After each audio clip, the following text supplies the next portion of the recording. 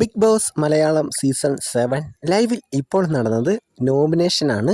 ഇത്തവണ വളരെ വ്യത്യസ്തമായ രീതിയിലാണ് ബിഗ് ബോസ് നോമിനേഷൻ പ്രക്രിയ കൊണ്ടുവന്നത്. എല്ലാവരെയും ലിവിംഗ് റൂമിലേക്ക് വിളിച്ചു വരുത്തുന്നു. എല്ലാവർക്കും മനസ്സിലാവുന്നുണ്ട് നോമിനേഷൻ തന്നെയാണെന്ന്. ഓപ്പൺ നോമിനേഷനാണ് എന്നാണ് എല്ലാവരും വിചാരിച്ചിരുന്നത്. എന്നാൽ ബിഗ് ബോസ് പതിവ് പോലെ ഒരു ട്വിസ്റ്റ് കൊണ്ടുവന്നു. ഓപ്പൺ നോമിനേഷൻ തന്നെയാണ്, എന്നാൽ ഒരേ സമയമല്ല ഓപ്പൺ നോമിനേഷൻ നടക്കുന്നത്.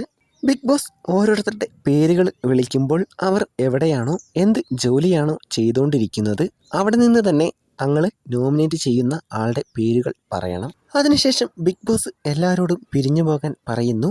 അതിനുശേഷം 1 മിനിറ്റ് കഴിഞ്ഞപ്പോൾ അനീഷിന്റെ പേരാണ് വിളിക്കുന്നത്. സോഫയുടെ അടുത്ത് നിന്നുകൊണ്ട് തന്നെ അനീഷ് 2 പേരുടെ പേരുകൾ നോമിനേറ്റ് ചെയ്തു.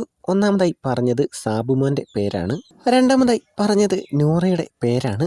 2 പേർക്കും ഏകദേശം ഒരേ കാരണങ്ങളാണ്. 2 പേരും കുറച്ചുകൂടെ ആക്റ്റീവ് ആവാനുണ്ട്.